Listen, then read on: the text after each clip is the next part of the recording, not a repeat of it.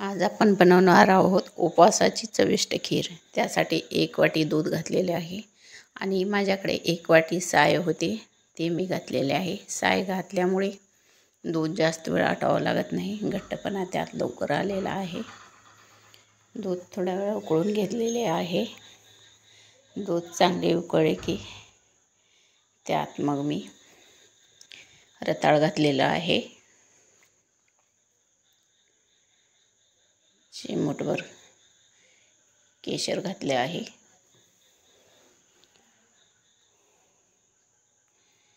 दूध आता आपले घट झाले, त्यात मी उकडलेला रताळ घातलेला आहे.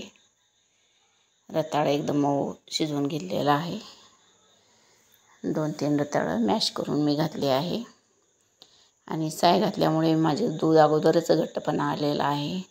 1-5 मिनिट उकळून घेतलेला आहे. त्यात वेलची पूड घातलेला आहे आणि चवीनुसार साखर घातल्या. 2 वाटी दूध होतं म्हणून मी 1 वाटी साखर घातलेली आहे.